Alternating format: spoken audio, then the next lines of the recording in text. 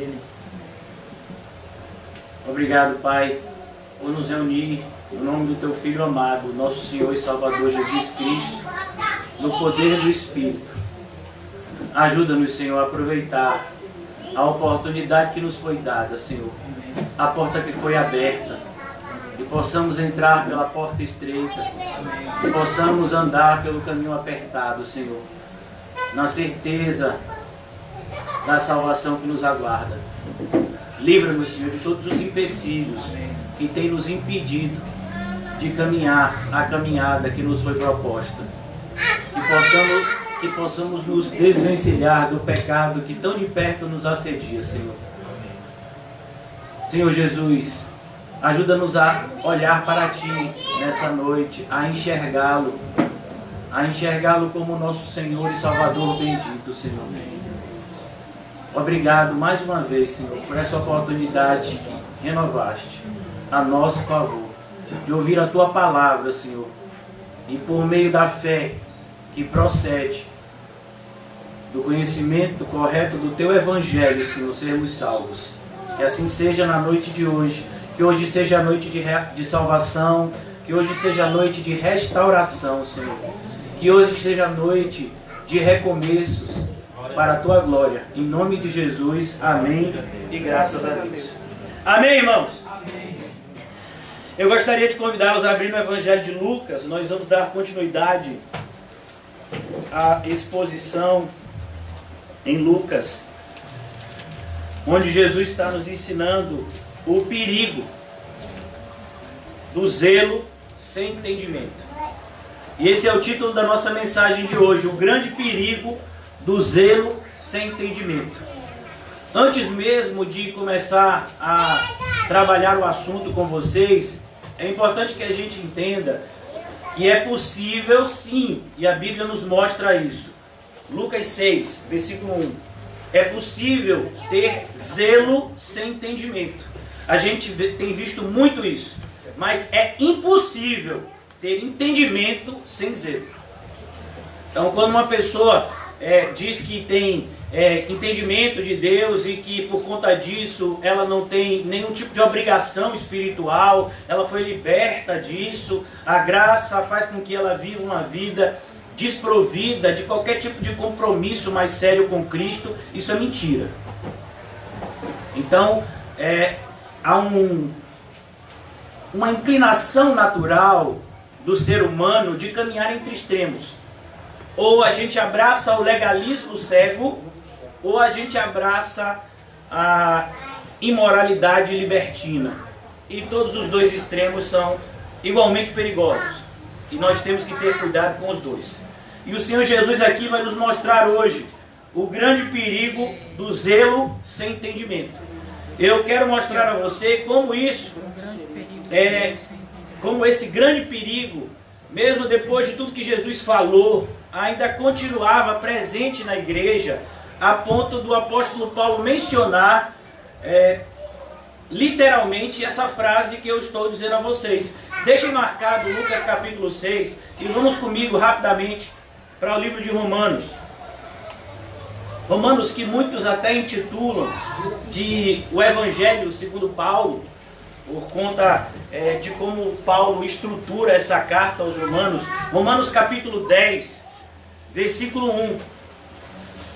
O apóstolo Paulo está mostrando como os judeus, eles haviam recebido muitas coisas boas da parte de Deus, mas eles não haviam feito o uso correto dessas bênçãos espirituais.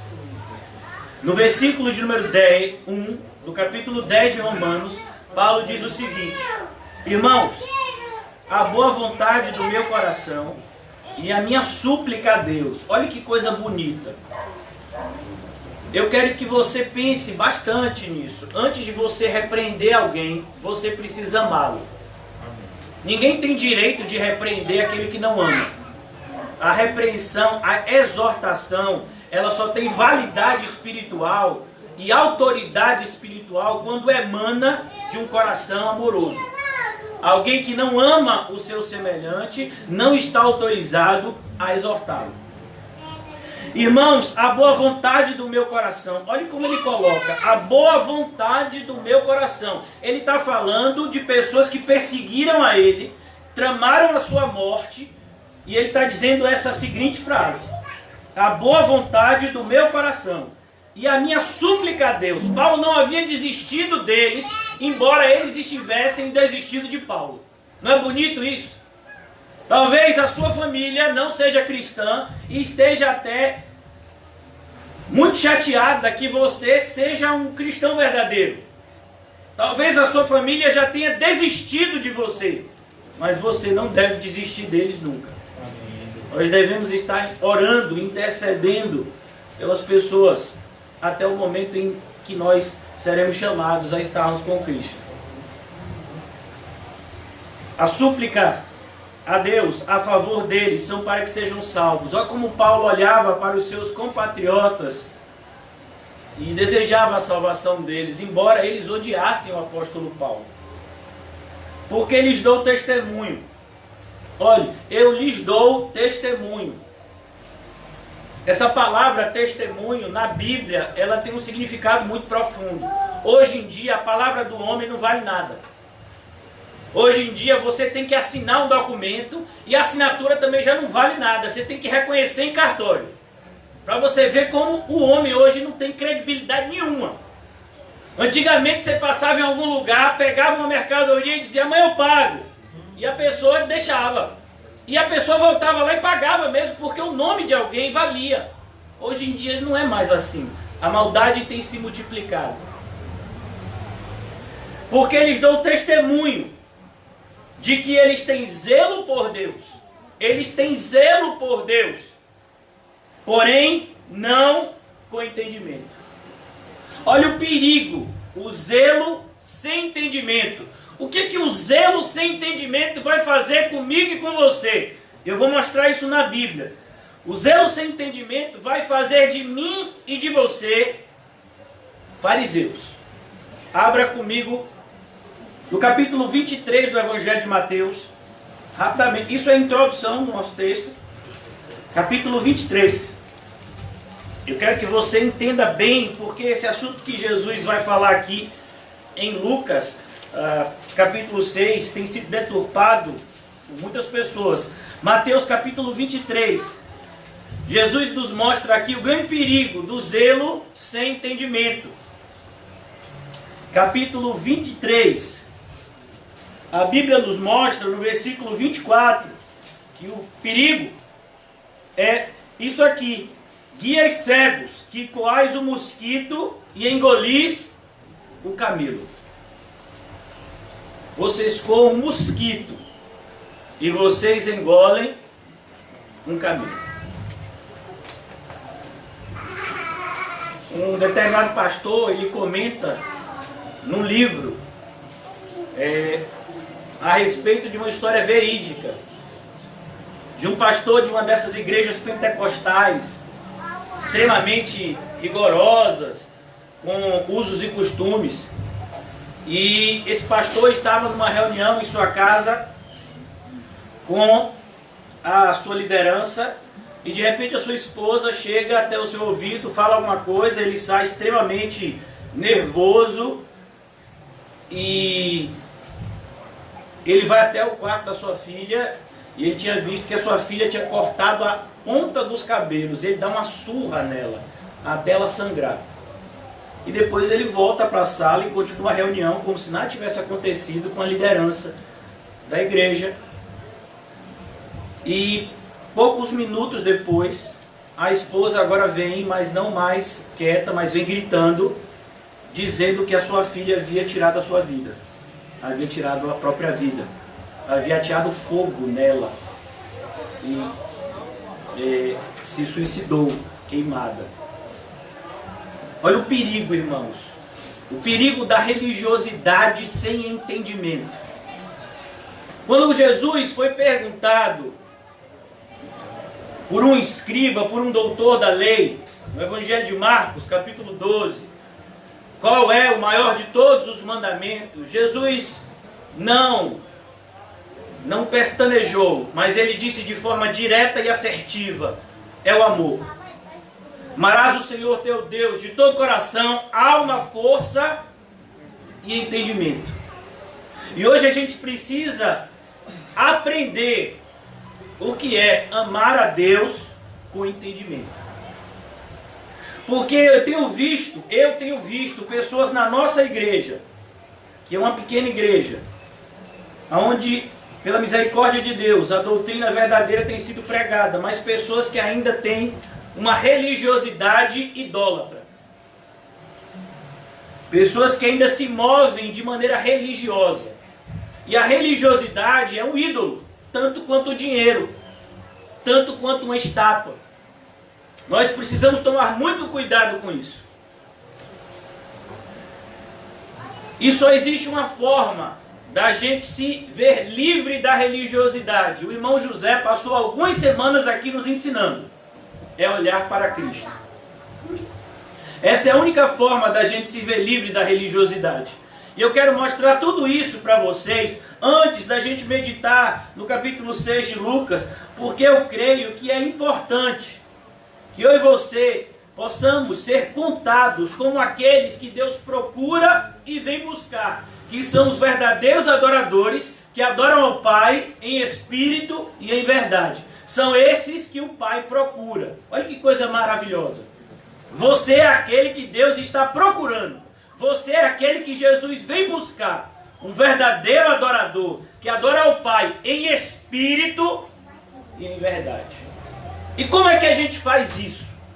O apóstolo Paulo, talvez a gente não preste bastante atenção quando a gente lê a Bíblia como deveria.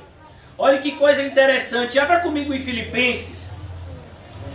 Filipenses, o apóstolo Paulo, ele fala uma frase, e esse versículo ele fica bastante evidente, tanto que muitos de nós lembramos dele de cor.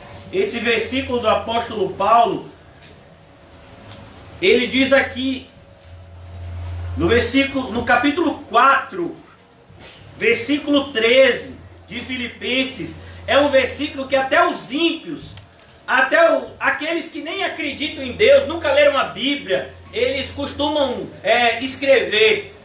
É um versículo que as pessoas muitas vezes recitam como um mantra que dá poder. Tudo posso naquele que me fortalece. Quase que eu vou sair voando como super-homem agora. Porque tudo posso naquele que me fortalece. Mas o que Paulo quer dizer com isso? Para que a gente entenda o que Paulo quer dizer com isso, a gente tem que ler os versículos anteriores. Então, essa frase do versículo 13 é a conclusão de algo que o apóstolo Paulo começa a falar no versículo 10. Alegrei-me sobremaneira no Senhor, porque agora, uma vez mais, renovastes a meu favor o vosso cuidado. Os irmãos de Filipos, eles eram os irmãos que mais ajudavam financeiramente e espiritualmente o apóstolo Paulo em toda a sua vida missionária. E olha que Filipos era uma das igrejas mais pobres, mas era a que mais ajudava. O vosso cuidado, o qual também tinhais antes, mas vos faltava oportunidade. Digo isto não por causa da pobreza. Olha, Paulo está dizendo, eu não estou falando isso porque eu me incomodo de passar por necessidade. A palavra pobreza aqui é a palavra necessidade mesmo. Porque aprendi a viver contente em toda e qualquer situação. Ele aprendeu, ele não sabia. Quando o apóstolo Paulo foi batizado por Ananias em Damasco, ele não recebeu o batismo e disse, agora eu já sei viver contente. Não, o apóstolo Paulo teve que aprender, caminhando com Jesus, já na qualidade de cristão, já na qualidade de apóstolo, ele aprendeu a viver contente. Como é que veio esse aprendizado? Quando ele foi humilhado. Ele foi humilhado, mas ele percebeu que a humilhação não o diminuía. Não diminuía o amor de Cristo por ele. E tanto sei estar humilhado como sei ser honrado. Quando ele foi honrado, ele não aceitou honra, pois ele atribuiu todo o feito a Cristo. Como quando ele curou um paralítico, as pessoas queriam honrá-lo e até sacrificar um boi, dizendo que ele era um Deus que havia descido à terra, e ele de forma extremamente contundente, rejeitou isso, a ponto das pessoas que queriam sacrificar um boi em homenagem a ele, queriam agora matá-lo. Então ele sabia ser colocado numa posição de honra, porque ele não aceitava a honra, mas ele apontava para Cristo, que é o único que é digno de honra, glória e louvor. De tudo, de tudo. Imagine, irmãos, ele está falando de tudo. A ideia aqui é como um tapete que tem várias cores, de tudo. E em todas as circunstâncias, já tenho experiência. A ideia de ter experiência é, eu fui provado. Eu fui provado em todas as circunstâncias.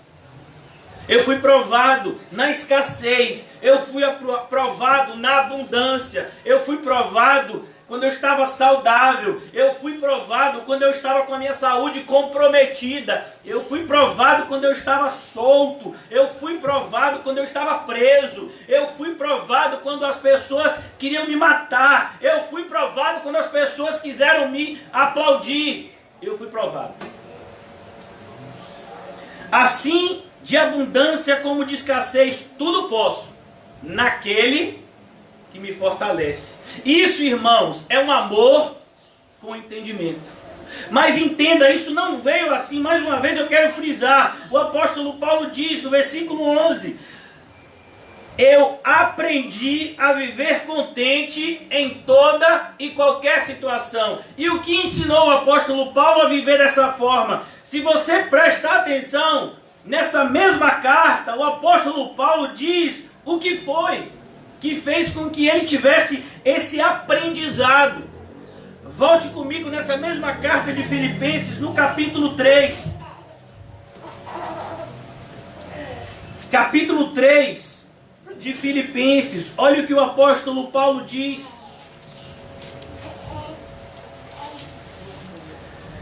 O apóstolo Paulo está falando justamente da diferença dele para os falsos mestres. Os falsos mestres, irmãos, eles são os fariseus do passado. Os falsos mestres de hoje são os fariseus da época de Jesus. Eles continuam com os seus ensinos, tão vívidos como na época de Jesus. No capítulo 3, o apóstolo Paulo diz a partir do versículo 2: acautelai-vos dos cães. Quem são os cães, irmãos? São os cachorros? Não, os cães aqui são pessoas perigosas. A analogia é justamente a mesma analogia que Jesus faz. Não dê a pérolas aos porcos e nem as coisas santas aos cães. Os cães são aquelas pessoas que, além de rejeitarem a mensagem, ainda procuram violentar o mensageiro. Acautelai-vos dos cães. Tome cuidado, tome cuidado. Acautelai-vos dos maus obreiros. Eles são maus obreiros. Eles estão na obra de Deus, mas eles não são filhos de Deus e muito menos servos de Cristo. Eles são maus obreiros. E eu quero fazer essa pergunta de maneira muito direta. Você sabe discernir um mau obreiro de um verdadeiro enviado de Deus? Se você não sabe, você está com sério problema. A única forma de termos a capacidade de discernir entre um e outro grupo é o entendimento da palavra de Deus. Por isso o estudo é tão importante. Por isso nos debruçamos dia a dia aqui a pregar expositivamente as Sagradas Escrituras. Porque somente ela pode nos tornar aptos a nos proteger dos falsos ensinos que não nos aproximam de Deus, mas ao contrário, nos afastam dele. Porque, versículo 3 de Filipenses, nós é que somos a circuncisão. Vocês sabem o que é a circuncisão. A circuncisão, irmãos, era um pacto que foi feito entre Deus e Abraão. E esse pacto, ele foi recepcionado pela lei. Então todo judeu, homem, quando ele nascia, ele era circuncidado ao 8º dia para mostrar que ele fazia parte. Então, um pedaço do corpo era tirado, cortava fora um pedaço do corpo. E a ideia da circuncisão é justamente mostrar que nós somos um povo separado, que nós somos um povo diferente. Mas as pessoas estavam dando mais importância à circuncisão física do que o que ela realmente representava. Esse é o grande perigo. Ah, mas eu sou circuncidado. Como assim? Você é um circuncidado, mas você é um assassino. Você é um imoral. Você é um idólatra, mas eu sou circuncidado. Não era isso que diziam os fariseus no capítulo 8 de João? Nós somos descendência de Abraão. Por que eles diziam isso? Porque eles eram circuncidados. Nós somos descendência de Abraão. Jesus disse, descendência de Abraão, vocês não são não. Se vocês fossem filhos de Abraão, vocês seguiriam as obras de Abraão.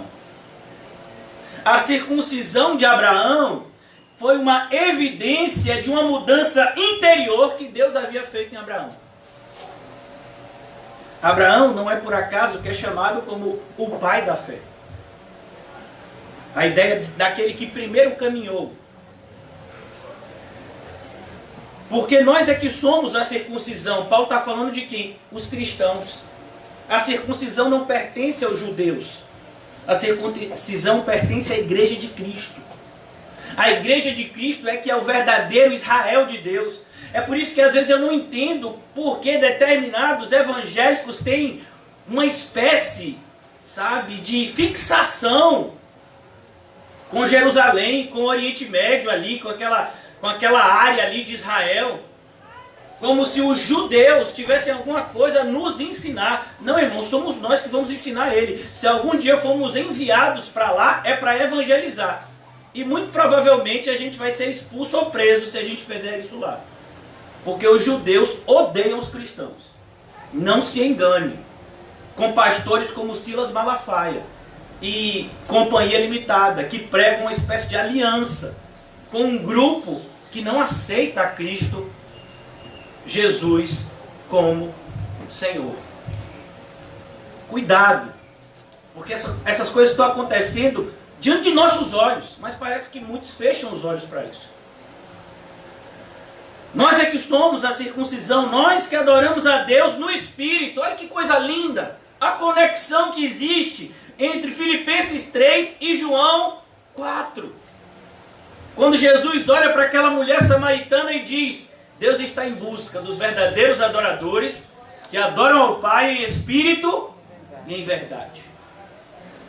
Nós que adoramos a Deus no espírito, os verdadeiros adoradores. Olha que Paulo diz, nós, Paulo se inclui. Isso não é orgulho, isso é fé. Muitas vezes a fé verdadeira vai ser confundida com orgulho. Se alguém chega para um verdadeiro cristão e diz, você tem certeza que se você morrer hoje você vai para o céu? O verdadeiro cristão diz o quê? Sim! Sem piscar o olho. Claro! Eu sei que eu tenho crido. E Ele é poderoso para me salvar. Aí tem muita gente que vai dizer, se acha, você viu o que ele falou? Ele disse que acha que vai para o céu. Um pecador daquele. Oh, e o céu não é para pecadores? A gente não estudou essa semana, eu não vim chamar justos, mas pecadores ao arrependimento. Então é muito facilmente, um verdadeiro cristão pode ser confundido com alguém orgulhoso, mas ele é mais humilde das criaturas que habitam nessa terra. Porque nós é que somos a circuncisão, nós que adoramos a Deus no Espírito e nos gloriamos em Cristo Jesus. Ó, nós nos gloriamos em Cristo Jesus. Essa é a nossa única glória. Ah, parabéns pelo carro, parabéns pela casa, parabéns nada por isso. Ah, parabéns por Cristo. Me dê parabéns por isso. Cristo Jesus. E não confiamos na carne. Ele não está dizendo de açougue, irmãos. Ele está falando da carne de animais. Ele está dizendo, nós não nos gloriamos naquilo que produzimos naturalmente, como a religião. A religião é algo que o homem produz de maneira natural. O homem é essencialmente um ser religioso. Se você, irmãos, sair um pouco do ambiente da igreja e você for estudar sociologia sociologia, a ciência que estuda a sociedade, você vai perceber que dos mais de 7 bilhões de habitantes, uma minoria praticamente ínfima se declara ateu. A maioria esmagadora, 99% dos habitantes do planeta Terra, eles acreditam em alguma divindade. Que o homem sabe que existe um Deus, embora não conheça. Nós não nascemos conhecendo a Deus. Precisamos ser ensinados. Olha a necessidade de missões, de evangelismo. Como conhecerão se não forem ensinados? Mas ele diz, versículo 4, bem que eu poderia confiar também. Paulo era o que Jesus repreendeu. Paulo era um que coava o mosquito e engolia o camelo. Bem que eu podia me confiar na carne. Se qualquer outro pensa que pode confiar na carne, eu ainda mais. Paulo não queria falar acerca disso, mas ele se vê obrigado por conta de mentiras que haviam sido propagadas a seu respeito. E uma delas é que ele não era judeu, por isso que ele pregava contra o judaísmo. Duas mentiras. Paulo nunca pregou contra o judaísmo e Paulo era judeu sim. Circuncidado ao 8º dia. Olha Paulo dizendo aqui, eu fui circuncidado ao 8º dia, não foi no 9º nem no 10º. Eu não fui circuncidado porque você poderia se tornar judeu, se você decidisse se tornar judeu mais velho, e aí você podia ser circuncidado mais velho. Se você não tivesse nascido judeu. E ele diz circuncidado ao 8º dia da linhagem de Israel, da tribo de Benjamim. Se você entender um pouco do Antigo Testamento, você vai ver como isso é importante. Quando houve a divisão dos reinos, quando o filho de Salomão, Roboão, na época de Roboão, o reino foi dividido e somente a tribo de Judá e Benjamim se uniram para ficarem, de certa forma, fiéis ao Senhor, tanto que todos os levitas vieram para Jerusalém e saíram das demais tribos. E ele diz, eu sou da tribo de Benjamim, aquela que ficou fiel, que continuou adorando em Jerusalém. Hebreu de hebreus. Ele diz, a minha linhagem, você pode puxar minha árvore genealógica, e você vai ver que eu sou hebreu de hebreus. Porque Paulo, ele era conhecido como Saulo de Tarso. Ele vinha de uma cidade que era a cidade de Tarso, mas ele diz, eu sou hebreu de hebreus. Quanto à lei, e aqui ele diz, quanto à lei, fariseu. Ele diz, eu sou do grupo mais religioso que existe no judaísmo, que são os fariseus. Eu fazia parte desse grupo. E nesse grupo eu me destacava. Você já imaginou isso? Ele diz, olha, tem um grupo que se destaca e nesses que se destacam eu me destacava. Quanto à lei, fariseu. Quanto ao zelo, perseguidor da igreja. Vocês já leram o livro de Atos? Que diz que logo após a morte de Estevão, Saulo perseguiu os crentes. Ele perseguiu com tanta dedicação diabólica, a ponto de faltar crente para ele perseguir em Jerusalém e ele ter que ir a Damasco. Porque os crentes de Jerusalém já tinham perseguido todos. Isso é um zelo sem entendimento. Quanto ao zelo, perseguidor da igreja, colocava as pessoas na prisão e ameaçava as pessoas a ponto delas negarem a Cristo. Ele fez isso muitas vezes. É só você ler o livro de Atos. Esse é lá Paulo, antes da sua conversão. Por isso ele sabe o que ele está falando. Dos cães, dos maus obreiros. Ele está falando dele mesmo, antes de Cristo alcançá-lo. Quanto ao zelo perseguidor da igreja, quanto à justiça que há na lei, irrepreensível. Guarda o sábado? Eu guardo o sábado mais do que ninguém. Você não come determinados alimentos, eu jejuo mais do que ninguém aqui. Ele era irrepreensível. As pessoas ficavam olhando para Paulo e diziam, rapaz, como um camarada pode ser assim, fiel a Deus? Esse camarada é demais.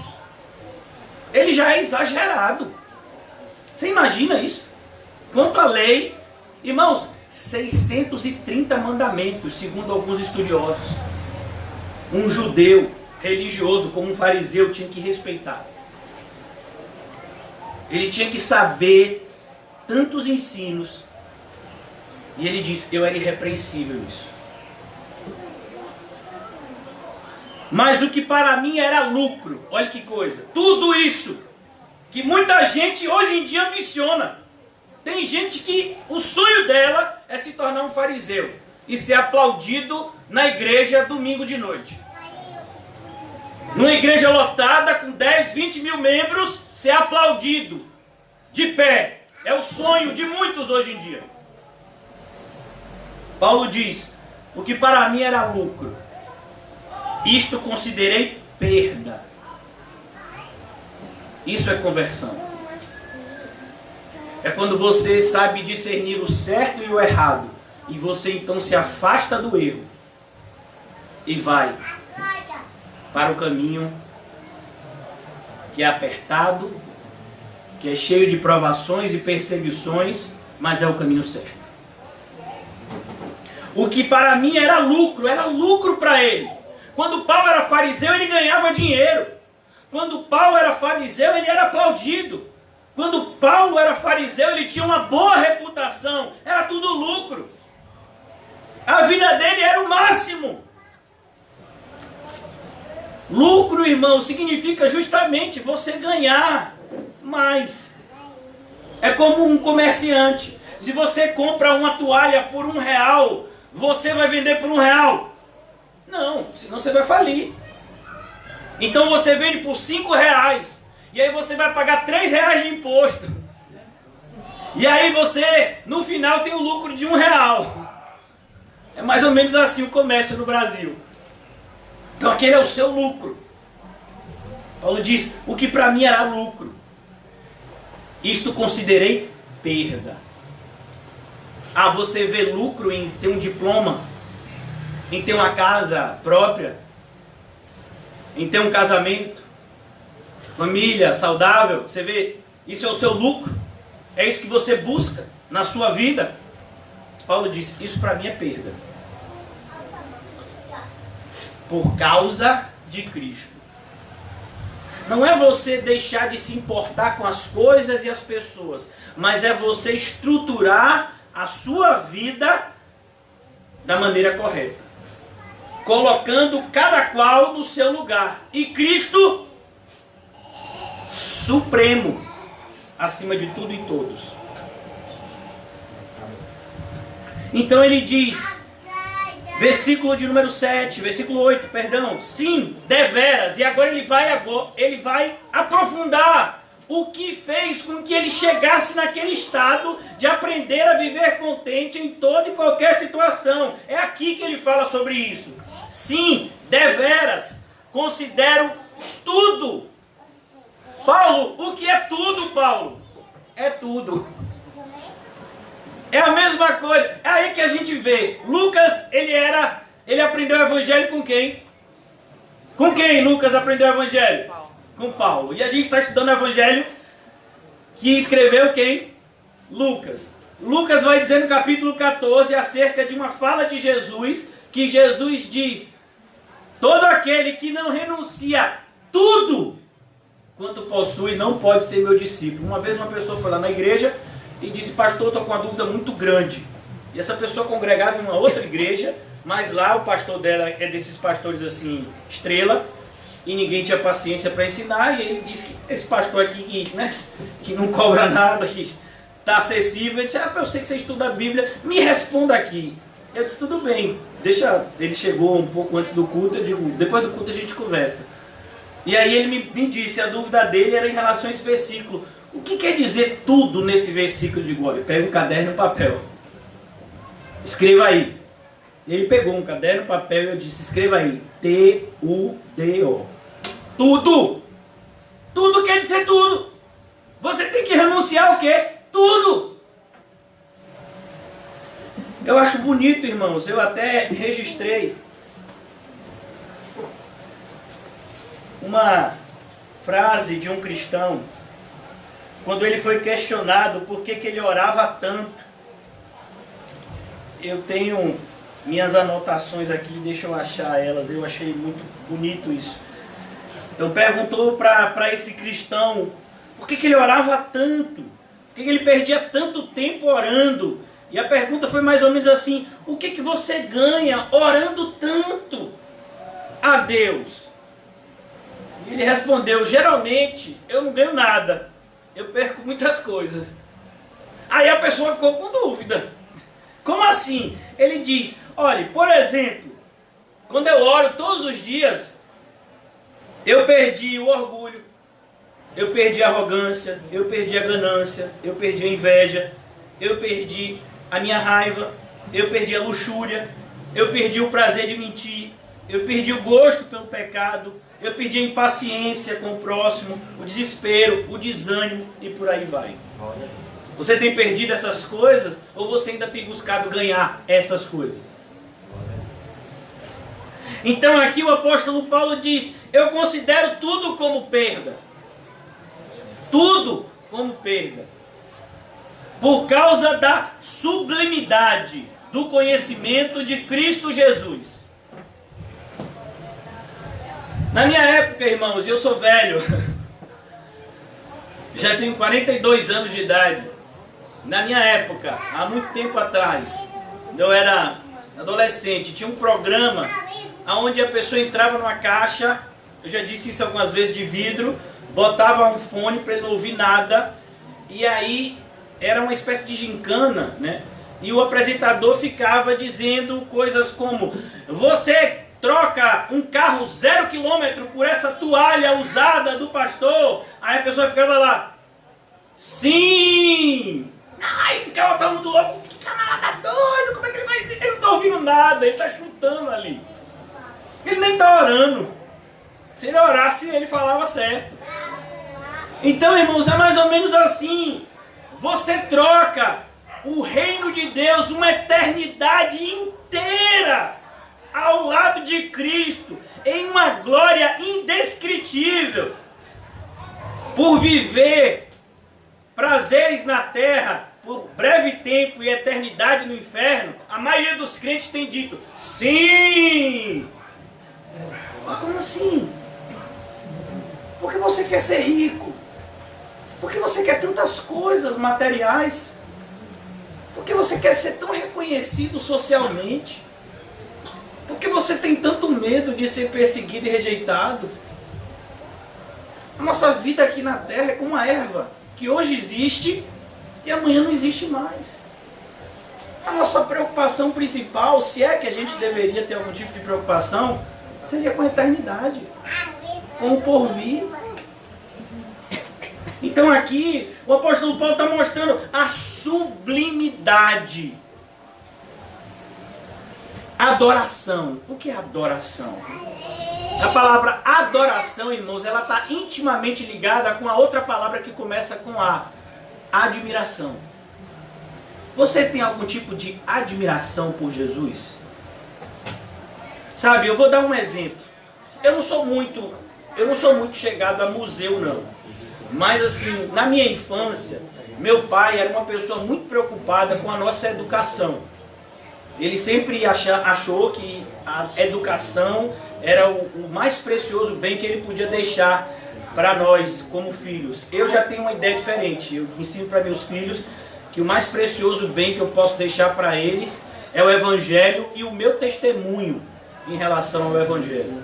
Mas meu pai, ele tinha um hábito de levar a nossa família para visitar museus. Talvez você não saiba, mas Salvador é uma das cidades que tem mais museus no Brasil. E eu nunca achei bonito o museu. Nunca gostei. Mas quem gosta de arte, às vezes fica olhando para um quadro assim e é capaz de ficar 2, 3 horas olhando para um quadro. Não é por acaso que existem quadros que valem milhões, centenas de milhões. Existe um quadro aí de um pintor chamado Picasso, que foi vendido recentemente por dezenas de milhões de dólares, que se a gente trouxer para o real, é mais de centenas de milhões de real. Imagine, você dá mais de 100 milhões num quadro, num pedaço de tela. Ah não, irmão, porque você não sabe o que o pintor quis passar no momento. Se você soubesse a quantidade de livros que tem escrito sobre aquela pintura chamada Mona Lisa, acho que é de Michelangelo, né? Que é uma mulher, ainda dizem que ela é desdentada, porque ela não mostra o dente, é um sorriso assim, né? E essa pintura vale dezenas de milhões de dólares. Está lá no museu, lá, se não me engano, no Museu do Louvre. Então as pessoas chegam lá e ficam horas olhando, porque eles admiram aquilo. Aí você está me dizendo que você não consegue passar uma hora admirando Jesus? Às vezes a gente associa a oração a falar. Claro que quando a gente vai orar em público, a gente vai falar.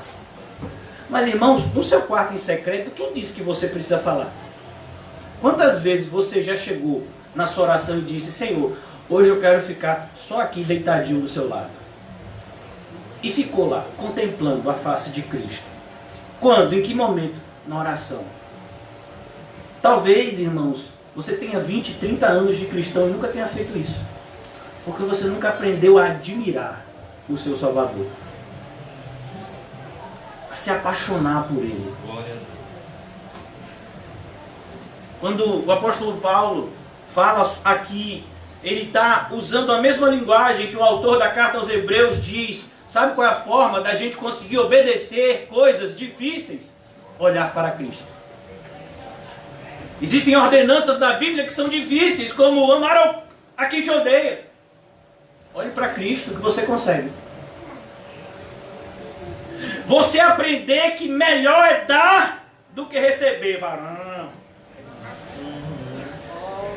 Rapaz, dar é uma coisa boa. Mas receber um presente é bom também, irmão. Ainda mais se a gente for associar isso a dinheiro. Você prefere dar 50 reais a alguém ou receber 100? Aí vai ter um monte de mentiroso. Eu prefiro dar. É, né? Quando o dinheiro bate certinho na sua conta, você acha tão ruim. Quando o pagamento bate certo, você fica lá, que chato. Esse mês o pagamento caiu certinho. Eu tô revoltado. Então Paulo diz, sim, eu considero tudo como perda por causa da sublimidade. E o que torna sublime a Cristo? Conhecer a Ele. Você nunca vai achar Cristo sublime se você não conhece. E as pessoas têm um conhecimento tão superficial do Senhor Jesus. Que Jesus é o quê? Jesus é um rabino lá da Galiléia que morreu na cruz aí pelos meus pecados. É mais ou menos isso aí, viu, irmão? Esse é o conhecimento da grande parte dos evangélicos de hoje. Jesus é um rabino lá, judeu, que morreu pelos meus pecados. Você acha que com conhecimento desse, Jesus morreu por você? É sério. Eu considero tudo como perda por causa da sublimidade do conhecimento de Cristo Jesus. Paulo ficava horas e horas admirando Jesus. Você acha que Paulo estava sozinho naquela cela em Roma? Por que Paulo não se queixa quando ele está preso? Porque quando ele estava preso entre 4 paredes, Jesus estava do lado dele, ele podia admirá-lo. É como uma pessoa que ama pintura está preso no Museu do Louvre. Fechou o museu e ele ficou preso. Ele só vai poder sair no outro dia de manhã. Aí você pega a pessoa de manhã com um sorriso de um lado a outro. Mas rapaz, você ficou preso, a gente ficou preocupado. Esse irmão foi maravilhoso, fiquei com o museu só pra mim aqui, admirando as obras de arte que eu sempre amei. Então quando Paulo ficava preso numa cela, 4 paredes, coitadinho, Paulo tá ali sozinho, Paulo tava lá com Cristo, irmão. Era capaz de você olhar na sala assim e dizer, tem um louco ali do lado, na cela. O que é? O camarada acabou de tomar uma surra de açoite, tá na cela e tá sorrindo. Tá conversando sozinho lá. Vamos com Jesus. É essa loucura que falta em muitos hoje. Como eu queria essa loucura. Por causa da sublimidade do conhecimento de Cristo Jesus, meu Senhor. Sabe o que é que Paulo está dizendo aqui? Eu sou escravo. A palavra Senhor aqui, irmão, significa literalmente Kyrios, aquele que é dono. Aquele que tem o poder entre a vida e a morte. Esse título era um título que se dava aos Césares. Eles eram os Quírios. Se consideravam assim. Mas Paulo diz, não, eu tenho um outro Senhor. O meu Senhor é Jesus. Por amor. Olha que lindo. Por amor. Do qual perdi todas as coisas. Paulo não se sentia no prejuízo. Paulo se sentia no lucro. Mas Paulo, você perdeu todas as coisas. Aí você vai perceber que o que Paulo está dizendo aqui é extremamente evangélico. Está nos evangelhos. Se lembra de uma parábola que Jesus disse? Porque o evangelho é como um homem que encontrou um tesouro escondido no campo. Ele foi, pegou tudo que tinha e comprou aquele campo. E se alegrou. Ou como um vendedor de pedras preciosas que encontrou a pérola perfeita. Glória a Deus. Ele foi, vendeu tudo que tinha e adquiriu aquela pérola perfeita. Você acha que esse homem se sentia no prejuízo? Não. Aqui é a mesma coisa. Paulo está dizendo, foi por amor que eu fiz todas essas coisas e faria de novo. Por isso, irmãos, o que tem que nos mover a fazer as coisas na igreja? Amor por Cristo. Você vem aos cultos, isso é maravilhoso, só se você amar Cristo. Se você não amar a Cristo, isso vai cooperar na sua condenação. Como assim, pastor? Você foi tantas vezes para a igreja, tantas pregações que falaram o ensino correto, e até hoje você não ama a Cristo como deveria? Por isso que a gente tem que tomar cuidado, irmãos. Meu Senhor, por amor do qual perdi todas as coisas, e as considero como refúgio. Refúgio. O que é refúgio, irmãos? Refúgio é aquilo que não presta. Quando você está, na metalurgia, ou até na carpintaria, você pega lá um pedaço de madeira para fazer um móvel, tem uma parte lá que são as sobras. Aquilo dali é o quê? É o refúgio. É o que não presta. Aqui, se você for associar isso à agricultura, o refúgio é aquilo que não presta, é aquilo que vai ser queimado, como a palha era queimada. E o trigo se guardava no celeiro. Considero como refúgio para ganhar a Cristo. Foi lendo essa passagem que o missionário do passado, que deu a sua vida por amor a Cristo, disse a seguinte frase, que até hoje me comove. Às vezes é preciso dar o que não tem para se ganhar o que não pode perder. Mais ou menos assim a frase que disse Jim Elliot, quando ele estava convencendo os seus amigos a irem com ele evangelizar nas selvas, se eu não me engano, do Equador. Índios que nunca haviam sido visitados pelo homem civilizado, por assim dizer, que eram extremamente hostis.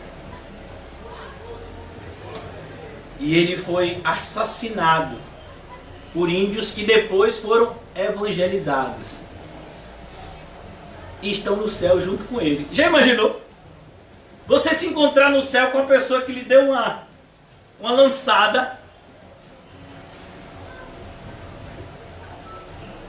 Ah, eu ficaria extremamente indignado. Então você não estava no céu. Porque se você está no céu e encontra uma pessoa que te matou, você diz, a minha morte não foi em vão. É como, por exemplo, eu fico imaginando o encontro de Estevão com Paulo. Mas eu lembro de você. Você não era o que estava segurando as vestes quando me apedrejaram? Sou eu mesmo. E agora ele estava lá no céu.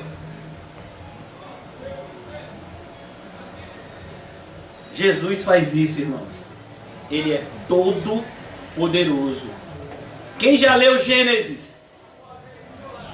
O livro mais difícil da Bíblia, junto com o Apocalipse. Não é por acaso que está um no começo e um no fim. São os dois livros mais difíceis da Bíblia de se estudar. Gênesis diz: e Deus disse, haja luz.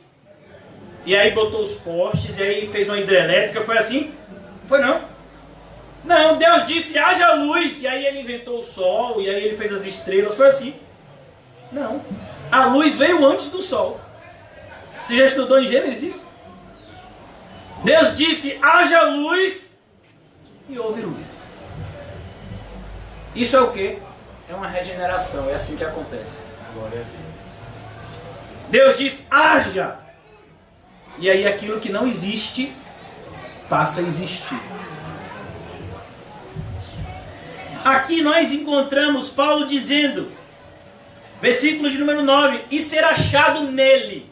É tão bonito. Paulo diz, eu quero ser encontrado dentro de Cristo. Ele diz aqui que Cristo é o seu esconderijo.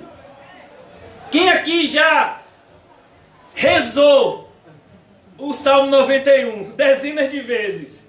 Principalmente se tiver algum tipo de manifestação demoníaca em casa, né? Se a parede começar, né, a tremer, se as portas começarem a bater pelo vento, ei meu Deus, eu me escondo no esconderijo do Altíssimo, a sombra do Onipotente. Né? Abre no Salmo 91, menino, reza aí, vai. Helena, reza, o Salmo 91, vai. Paulo diz, Paulo não rezava, Paulo sabia que ele estava escondido no esconderijo do Altíssimo, a sombra do Onipotente, era onde Paulo estava. Eu quero ser achado nele. Minha vida só tem sentido nele. É bonito demais, irmãos, meditar nisso aqui. Não tendo justiça própria. Paulo diz, eu não tenho justiça própria. Eu não tenho justiça própria. Dos pecadores, eu sou o pior de todos. Eu sou uma pessoa muito ruim. Eu sou o pior. Irmãos, olha, vou fazer um teste com vocês aqui. Quem de vocês quer um experimento aqui? Eu consegui baixar um programa aqui nesse celular que eu toco na mão, na cabeça da pessoa e os pensamentos aparecem nessa tela aqui. Alguém quer participar desse experimento? Alguém? José? Não? Nenhum de nós, irmãos, queria. Porque eu sei que a maioria de vocês aqui, pelo menos assim eu tenho esse pensamento aqui, que a maioria de vocês é cristão de verdade, eu sei o que seja verdade. Mas ainda assim tem um monte de pensamento ruim que às vezes passa na nossa cabeça. Lutero dizia que em relação a isso, olha, os pensamentos ruins, eles vão passar pelas nossas cabeças, mas a nossa grande luta é que eles não permaneçam. E ele dizia, olha, eu não posso impedir que os pássaros voem sobre a minha cabeça, mas eu posso impedir que ele faça um ninho nela. Então é isso, os pensamentos ruins eles vão vir, mas a gente expulsa eles com o poder de Deus. Então ele diz, e ser achado nele, não tendo justiça própria. Paulo tinha perdido o que? A justiça própria. Paulo não se justificava mais. É tão bonito, irmãos. Isso é a verdadeira humildade. A verdadeira humildade, ela só pode ser atingida quando você perde a sua justiça própria. Então vamos imaginar que o marido vira para a esposa e diz assim, você é uma péssima esposa. E essa esposa é cristã. Aí você sabe o que é que a esposa cristã diz? Você está certa, meu amor. Eu vou orar para que o Senhor me faça uma esposa melhor. E o mesmo vale para o marido. A esposa olha para ele e diz, você não vale nada, você é um Zé Ninguém, você é um péssimo marido. Você está certa. Eu vou orar para que Cristo me faça um marido melhor. É o que Paulo está dizendo aqui. Eu não tenho justiça própria. É Cristo quem me justifica. É somente aos seus pés que eu me sinto justificado. Aos pés da cruz. É por isso que a gente se agarra nela. Porque é dela que procede toda a nossa justificação pela fé. Nós não temos justiça própria. Você pergunta, por exemplo, a um islâmico, por que ele acha que ele vai para o céu do islâmico? Ah, porque eu guardo os mandamentos do profeta, né? Para eles é Maomé. Eu visitei Meca. Eu rezo 5 vezes por dia. Os islâmicos fazem isso.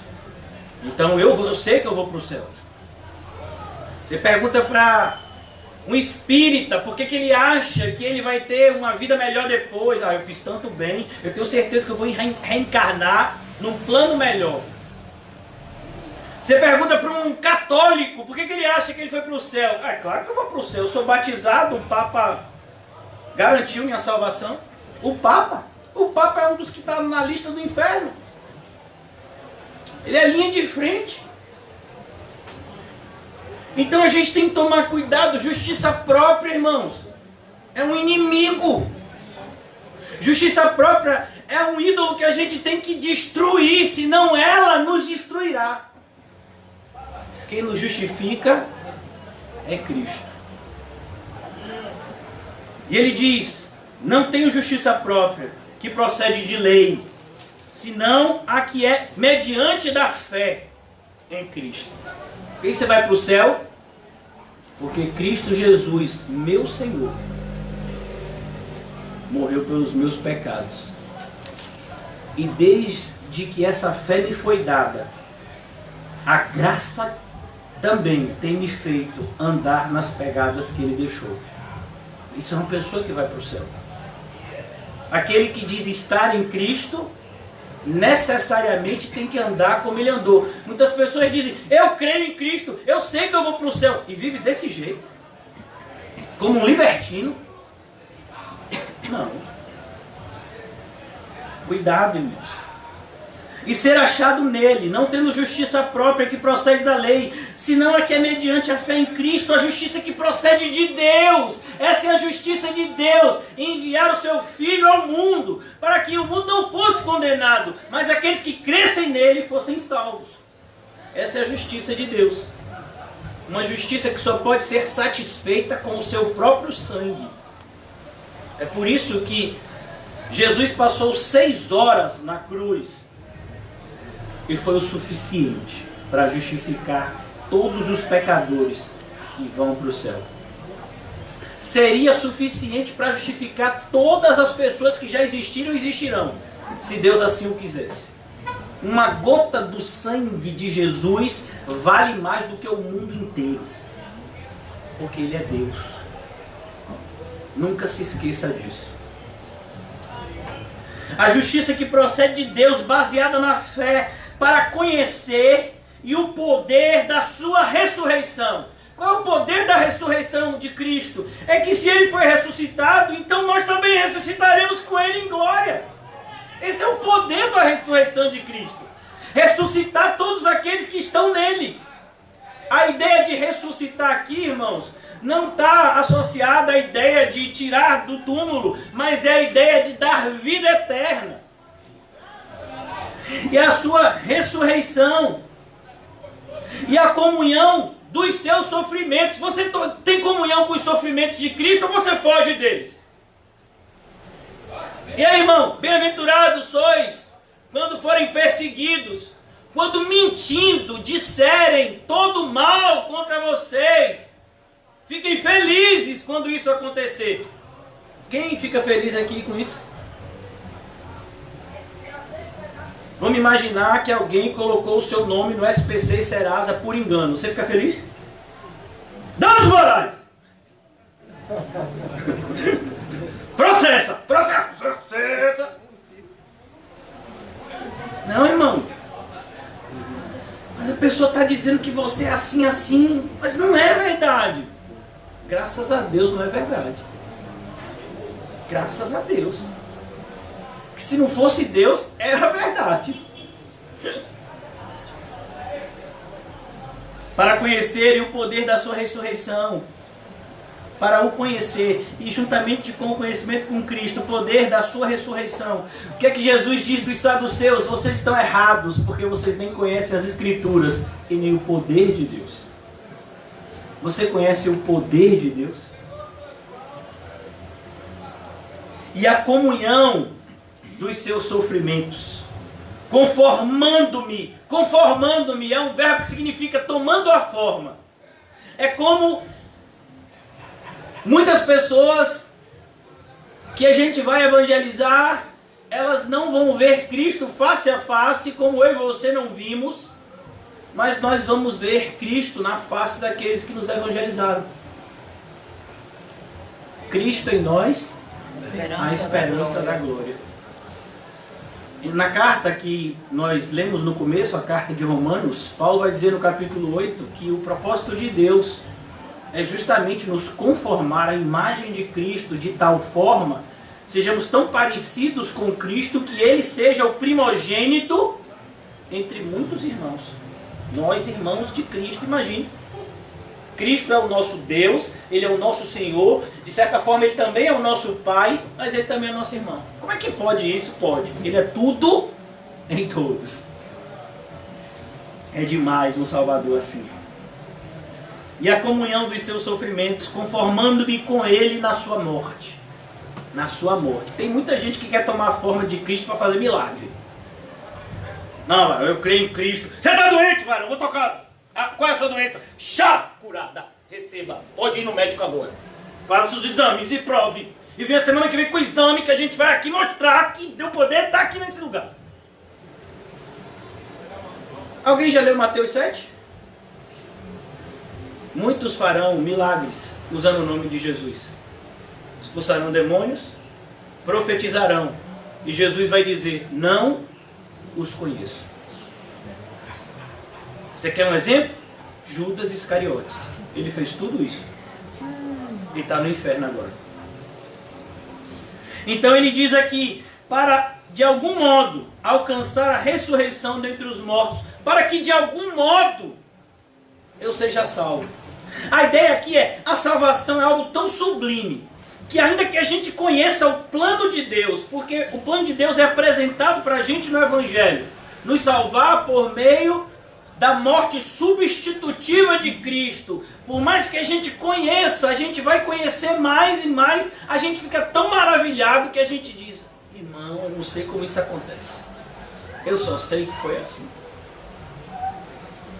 É muito poder, é muito amor.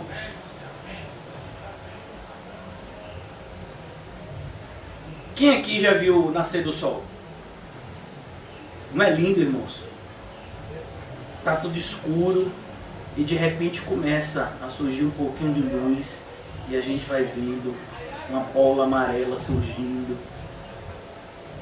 Isso acontece todos os dias, mas deixa de ser lindo?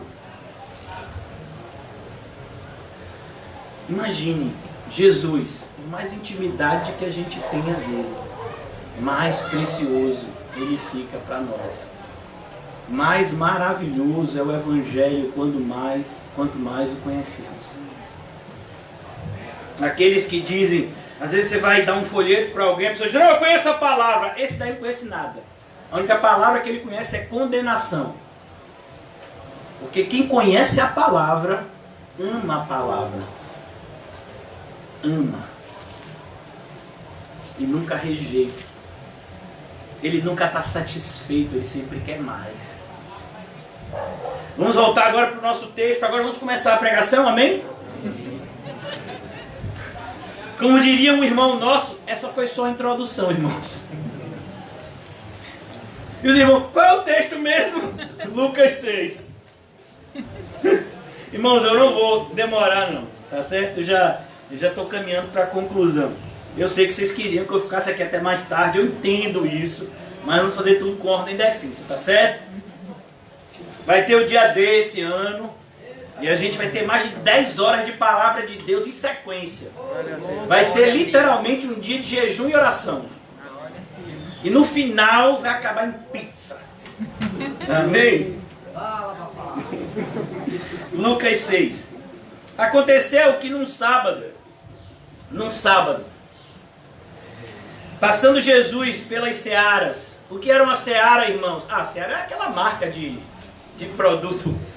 Não, searas, irmãos, eram as plantações que eram normalmente de trigo.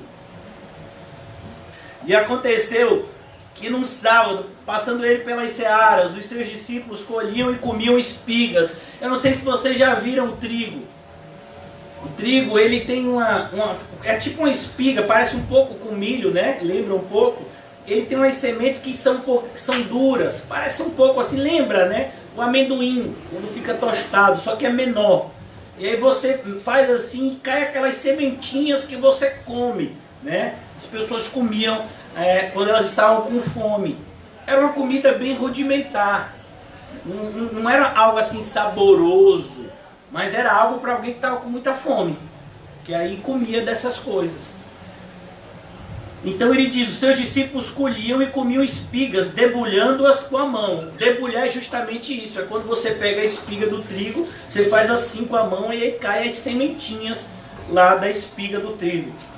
E alguns dos fariseus lhe disseram, olha que coisa, irmãos, eu disse na segunda-feira e vou repetir agora na sexta-feira, você não sabe, mas tem muita gente tomando conta da sua vida. Tem muita gente que sabe a hora que você acorda, a hora que você vai dormir. Tem muita gente que sabe até o que você comeu hoje. Você não sabe, falando disso que é crente ao prato. Oh, Senhor Jesus. Glutonaria pura. Irmãos, glutonaria não quer dizer comer muito ou comer pouco. Glutonaria é o fato de você comer mais do que deve. É quando você encontra a satisfação no alimento. Aí é glutonaria. Independentemente da quantidade. Ah, eu fico sonhando com bolo de leite condensado. Então você é glutão. Eu fico sonhando com churrasco, picanha. Não, aí não pode não. Aí é glutonaria, irmão. Você tem que sonhar com Cristo, com as maravilhas de Cristo. A comida não é para você sonhar com ela, é para você comer quando Cristo prover. E Ele vai prover. Ele é o bom pastor, Ele cuida das suas ovelhas muito bem. Então os discípulos estavam debulhando com as mãos e os fariseus enxergavam isso. Eu quase que vejo, irmão, um fariseu assim tocado, olhando a comitiva de Jesus passar assim com os discípulos. Oi, pra ali, eles fizeram, debulharam, pegamos ele no fraga. Não tinha nem câmera fotográfica, mas se tivesse, tchac, fotografia. Só a prova aqui, ó.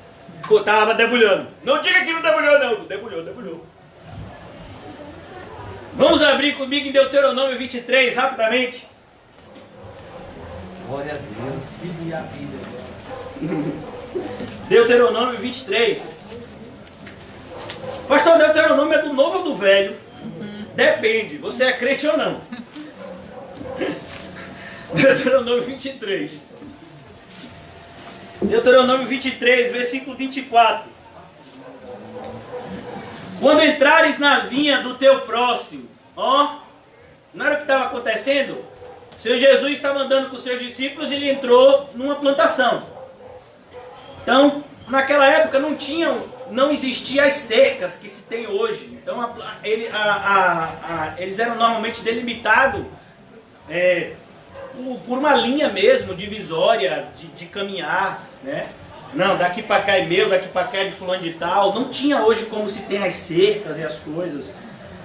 E aqui diz, quando entrares na vinha do teu próximo, comerás uvas segundo o teu desejo. Olha, você pode comer, até te fartares, porém não as levarás no cesto. Não pode levar para casa. Porque a ideia é justamente de que o alimento é para saciar a necessidade do homem do alimento. O Senhor nos criou dessa forma. O Senhor poderia nos criar de uma forma que a gente não precisasse comer. Mas Ele fez o organismo humano, e isso desde Adão, de tal forma que a alimentação faz parte do plano de Deus. Então, Deus, Ele nos alimenta, inclusive materialmente falando, com a comida. Por isso que na oração que Jesus nos ensina, ele diz para a gente orar pelo alimento. O pão nosso de cada dia nos dai hoje. Eu sei que tem gente ultra mega power espiritual que vai dizer que Jesus está falando ali só do pão espiritual. Não, Jesus está falando ali do pão físico também. O pão nosso de cada dia nos dai hoje, Senhor. Meu sustento é o Senhor que dá. Porque o Senhor sabe que eu preciso me alimentar. E quando eu preciso. Então ele diz aqui, na lei, isso é da lei. Se alguém estivesse lá na sua fazenda, passando, vamos imaginar que você é um judeu, e alguém está passando pelo meio da sua fazenda, pegando as suas uvas gostosas e comendo, você não podia fazer nada. Estava na lei dizendo que podia comer. Agora, se ele pegasse uma uva, o irmão aqui que pegou uma uva para levar para a irmã Natiele, não pode. Não, mas ela não pode vir aqui comer, aí ela perdeu. Porque a lei dizia que aí você tem que ir lá comprar na feira. Mas você está passando, está vindo de um lugar para outro, passa no meio de uma vinha bem bonita. Você está quase que desmaiando de fome, você diz, ô Jesus, obrigado, Pai, venha. E ele estava dizendo que isso é de Deus. Deus autorizava esse tipo de comportamento. Olha que coisa interessante, irmãos. Deus teve que deixar escrito, porque se Deus não deixasse escrito, meu filho, e você visse de longe alguém pegando sua vinha, era uma flechada. Naquela época não tinha pólvora, né? Tchoi! Ladrão! Ladrão não, Deus me autorizou a comer da vinha. Agora você imagine o estômago de alguns aqui, que demora para encher. Algumas irmãs aqui talvez pegassem 2, 3 uvinhos e dissessem, tô cheia. Tem alguns irmãos, meu filho, que é 5 cachos, só para começar. E a Bíblia ainda diz aqui, ó, você pode comer até te fartares. Aí tem um irmão que já tem meia hora comendo e diz, mas ainda não me fartei. Eu digo, ô Jesus, que é isso, varão? A gente precisa caminhar, tem que completar a jornada. Acabou as uvas. Vai acabar as uvas. Acaba não. Porém não as levará no cesto, quando entrares na seara do teu próximo. Olha a seara aqui, tá vendo? Com as mãos arrancarás espigas, porém na seara não meterás a foice. Ó, você não tem o direito de cortar o ramo lá do trigo, fazer, né, como se fazia os molhos que eles chamavam, né, um monte de espiga e levar para casa, não, aí não pode. Mas debulhar para saciar a fome, pode. Então a gente precisa entender, irmãos, que muito que a gente tem visto hoje em determinadas igrejas, algumas denominações, são acréscimos à lei de Deus. E eu vou dar um exemplo muito visível, que eu sempre falei, desde quando o Senhor Jesus abriu os meus olhos. Eu fiz parte de uma igreja que fazia curso de batismo. Esse curso demorava quase 6 meses. E depois marcava-se uma data assim festiva, onde se batizava um bocado de gente. Isso está errado. Não existe curso de batismo. Existe pregação do Evangelho. Você prega o Evangelho, 1, 2, 3, 10 anos, e algum dia o pecador vai dizer, o que eu preciso fazer para ser salvo? Arrependa-se e seja batizado em nome de Jesus, para que haja remissão dos seus pecados e você receba então o dom de Deus, que é o Espírito Santo. Isso é Evangelho. Mas o que é que se faz hoje? Curso. A pessoa aceitou Jesus. Ô irmão, pega ali o nome. Não aceitou. E aí, varão? A gente está iniciando uma turma semana que vem do curso de batismo. E aí você vai se batizar e depois a gente vai fazer umas pesquisas, um questionário, você respondendo certinho. Aí tem um batismo daqui a uns 3, 4 meses. Eu posso incluir você lá se você for aprovado no curso. É quase que tirar uma carteira de motorista. Está errado, irmão. Por quê? Porque batismo não salva. E você está produzindo naquela pessoa uma falsa sensação de salvação. Ah não, eu estou no curso, então quando eu for batizado, aí sim a minha vida vai mudar. Vai mudar o quê? Se você era perseguido, e você é um verdadeiro crente, vai ser perseguido mais. Quanto mais você se aproxima do céu, mais os demônios se aproximam de você. Satanás, irmãos, ele é um general ardiloso. Ele sabe quem são os servos que de fato têm sido instrumento de Deus. E ele sabe quem são os falsos obreiros.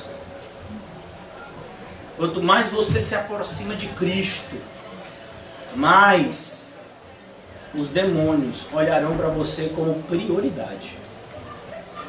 E o batismo é um exemplo disso. Então você foi alcançado pela graça. Eu preciso ser batizado como aquele eunuco. O eunuco estava andando. Filipe tinha acabado de evangelizar ele. E o eunuco disse: o que me impede de ser batizado? Filipe disse: nada. Você se arrependeu?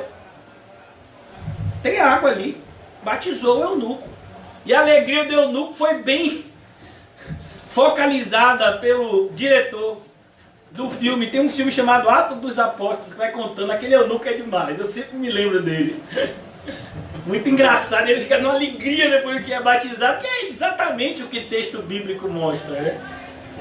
Então aqui, voltando agora para Mateus 6, os discípulos estavam fazendo algo que a lei permitia, mas os fariseus diziam que não podiam.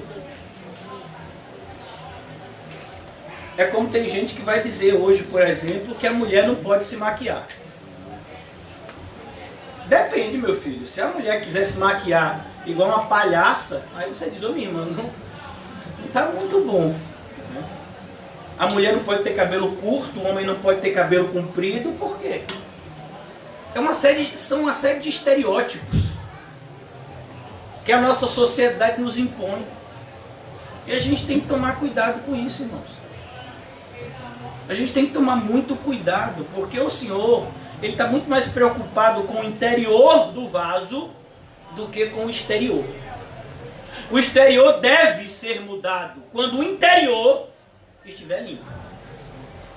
Se o interior não estiver limpo, só o exterior, então isso é o quê? Uma fraude. É como você chegar numa perfumaria, tem um irmão até aqui que é perfumista, mas ele não vende, ele só faz de encomenda. Aleluia! Mas você vai numa perfumaria, tem perfumes que são caríssimos, né? Perfumes que chegam a, sei lá, 400, 500 reais. Aí você compra um desses perfumes aí de 500 reais, quando você chega em casa, que abre a caixa, que pega o perfume, ele está vazio. Aí você volta lá na loja e diz: minha senhora, a senhora vendeu o perfume vazio. Não, mas você pode ver que a embalagem está certinha. Aí você comprou o perfume pela embalagem? Você queria era o conteúdo dele. Ah, você não me disse isso. Imagine, então é uma fraude. Assim como aquele que parece que é crente, mas por dentro é um cretino. Ele está fingindo. É isso que Jesus fala dos fariseus. Vocês são hipócritas. Vocês colocam máscaras, não essas que protegem da transmissão do vírus, mas máscaras que os atores gregos usavam, que até hoje é o símbolo do teatro. Então ele diz aqui: alguns dos fariseus lhe disseram: por que fazeis o que não é lícito aos sábados? Respondeu-lhe Jesus: nem ao mesmo tende lido o que fez Davi. Jesus repreende o falso ensino com o verdadeiro ensino. E aqui eu vou parar por conta do horário, irmãos. A única forma de nós nos protegermos do mau uso da Bíblia, porque não se engane, os obreiros fraudulentos, eles não vão usar o Alcorão, eles não vão usar o Evangelho segundo o Espiritismo, eles não vão usar algum livro ateu, eles vão usar a Bíblia, eles vão trazer para nós versículos soltos, sem o seu contexto, principalmente sem o seu contexto cristocêntrico. Toda a Bíblia é cristocêntrica. Você precisa ler a Bíblia de Gênesis a Apocalipse, sabendo que cada versículo da Bíblia é sobre Cristo. Fala de Cristo. Pastor, mas tem coisa na Bíblia que tem nada a ver com Cristo. É você que não leu direito. Por exemplo, Deuteronômio, que estava falando, que a gente viu ali, que é autorizado comer Se você estiver passando, pastor, isso tem nada a ver com Cristo. Não tem, porque você não estudou a Bíblia. Você sabe por que você tem essa autorização de comer? Porque o bom pastor, que é Cristo, se preocupa com a sua alimentação. Por isso esse versículo está na Bíblia.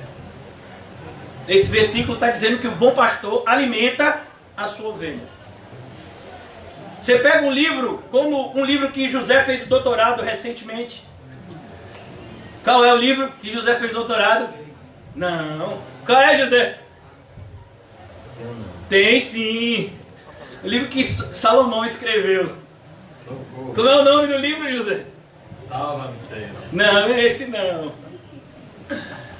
Salomão escreve um livro que fala sobre amor. Como é o nome dele mesmo?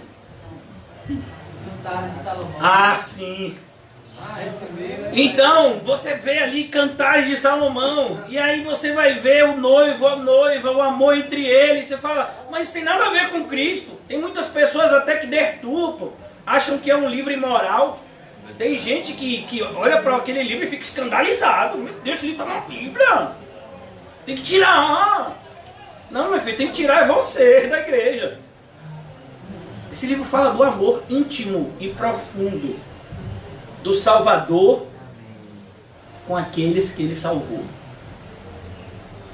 Se você não tem esse amor íntimo e profundo com o seu Salvador, é porque você ainda não o conhece. Você percebe isso em Cantares. Aí você vê um livro, meu filho, que só fala de sangue, de matar, de estripar, de cortar a parte de bicho. Se você for um desses ativistas da vida animal, você nem vai querer passar perto de Levítico. Olha, quando você pegar o carneiro, quando você pegar a ovelha, você tira a pata, você tira o bucho, tira as tripas tem que ser queimado fora do arraial, determinadas partes, vai fazer assim, assim. Se você tiver nojinho, dá até vontade de vomitar. As tripas.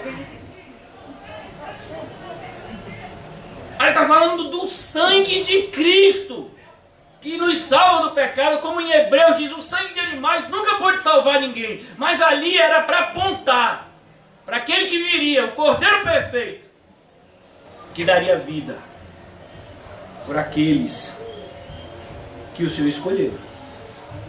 Toda a Bíblia fala de Cristo. E você precisa aprender isso urgentemente. É uma forma da gente fugir do perigo da religiosidade.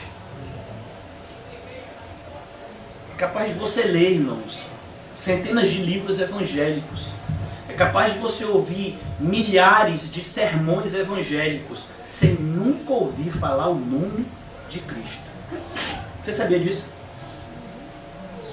Pessoas são capazes de passarem um ano na igreja falando acerca de dezenas de personagens bíblicos e nunca se referir a Cristo. Isso tinha acontecido com a igreja, retratada em Apocalipse, a igreja de Laodiceia. Eles haviam se esquecido do seu Salvador. Jesus Cristo estava do lado de fora da igreja. Já imaginou, irmão? Uma igreja que não deixa Jesus entrar. Não, eu não quero dividir minha atenção com Jesus, não. Eu quero atenção só para mim. Eu quero a glória para mim. Eu quero tudo para mim. Sou eu que estou certo, Jesus está errado. Tem um pastor chamado, eu falo pastor, na verdade ele não é pastor não, chamam ele de bispo, eu acho, Bispo Macedo, né? Daquela igreja universal. Esse bispo, ele disse que quando chegasse no céu, ele ia repreender Jesus pelo milagre do vinho. Você acha que ele vai passar perto do céu? Você acha mesmo? Uma pessoa que disse que repreenderia Jesus por algo que ele fez. Que audácia, nem o diabo chegou a esse ponto. Está no YouTube, você pode ver. Essas coisas as pessoas não têm vergonha mais. Os evangélicos estão sem freios. Eles falam coisas que, sabe, biblicamente falando, doem os ouvidos. E eles são aplaudidos e acompanhados de gargalhadas. Então, na verdade, essas pessoas deveriam ser rejeitadas. e exortadas. Então, irmãos, a única forma de você proteger o seu coração e a sua mente de uma má interpretação, de uma falsa interpretação, de uma errônea interpretação das Escrituras, é você conhecer corretamente as Escrituras. E só uma pessoa pode fazer isso: nos apresentar corretamente as Escrituras: Jesus. A melhor forma de você se proteger de uma heresia é se perguntar, eu já disse isso algumas vezes aqui, Jesus faria isso? Jesus falaria isso? Mas normalmente a gente não gosta de colocar Jesus na equação, porque a gente sabe quem a gente é de fato, e a gente sabe o que a gente tem que abandonar para seguir os passos de Jesus. E agora eu tenho que dizer seriamente, a maioria de nós ainda não abandonou o que deveria para seguir Jesus de perto. Por isso que muitos estão seguindo Jesus de longe.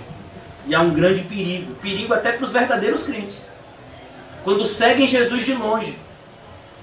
Foi o que aconteceu com o apóstolo Pedro, e depois teve que chorar amargamente. Por quê? Porque ele começou seguindo Jesus de longe. Não siga Jesus de longe. A forma correta é seguir Jesus de perto, colado, juntinho. Tão perto que você e ele se tornam um. Que o Senhor nos ajude, irmãos, a não nos tornarmos fariseus. E se isso já aconteceu com a nossa vida, que haja libertação nessa noite de uma mente farisaica, como era de Saulo. Nós possamos abandonar os nossos conceitos religiosos errados e nos prostrar aos pés do nosso Salvador como vasos de barro vazios, que serão cheios dele, por ele e para ele. Ajuda-nos, Senhor Jesus, a termos uma compreensão correta da tua boa, perfeita e agradável vontade. Livra-nos da religiosidade morta, que não produz nenhum tipo de benefício para a alma, muito pelo contrário, só a condena mais ainda. Só a faz 2 vezes mais merecedoras do inferno do que aquele que apresentou o falso ensino para ela. Livra-nos dessa teia diabólica que muitas vezes nos circunda, de termos um zelo sem entendimento, ou de termos um falso entendimento sem zelo. Dai-nos, Senhor,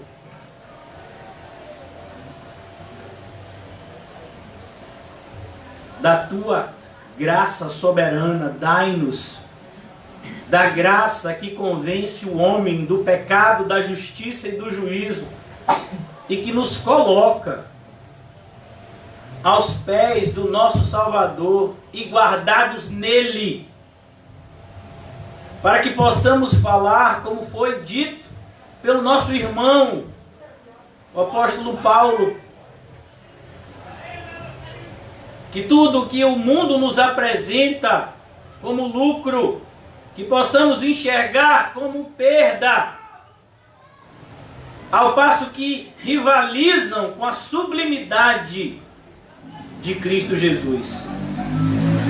Eu oro, Senhor Jesus, para que o Senhor reine sobre nós e em nós, que os nossos desejos sejam os seus desejos, que a nossa vontade seja fazer a tua vontade, que o nosso coração bata por amor a ti, que possamos amar ao nosso próximo, sim, mas como um reflexo do amor que sentimos por ti, pois o Senhor é a razão da nossa existência.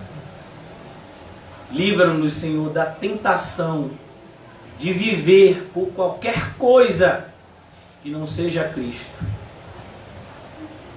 Ó Senhor Jesus, ajuda-nos a descobrir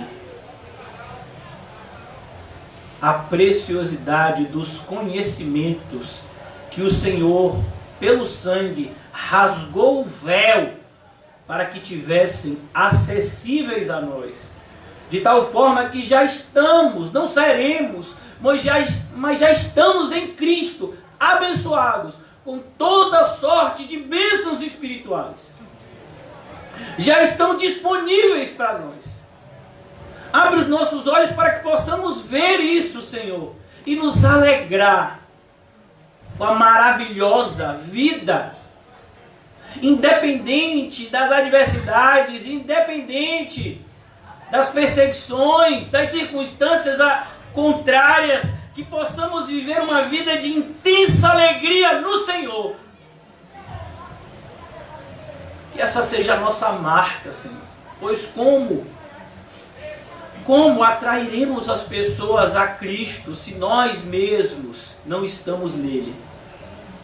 Nós que estamos sendo exortados tantas vezes aqui, Senhor, pelo Teu Santo Espírito, para evangelizar, como disse o nosso amado irmão na terça-feira, o nosso amado irmão José, que nós possamos entender que todo evangelismo começa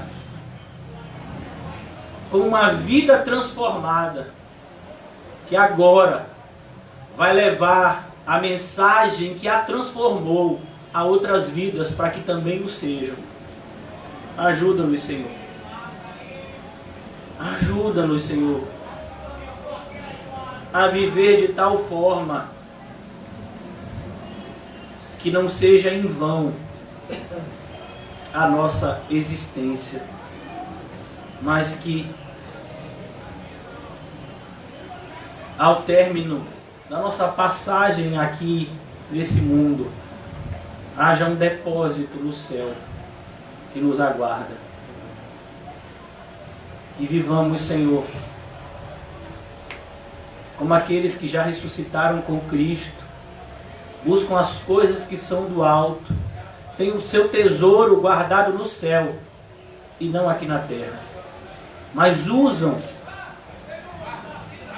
tudo aquilo que Deus coloca nas suas mãos aqui na terra para entesourar no céu. Que seja assim as nossas vidas, Senhor. Para a Tua glória, Senhor Jesus, oramos e em Teu nome. Amém, amém, amém. Saúdem-se mutuamente com um cumprimento santo, e quando você estiver retornando ao seu lar, não deixe de se questionar: eu sou um fariseu ou sou um verdadeiro adorador? Não durma hoje sem a resposta a essa pergunta.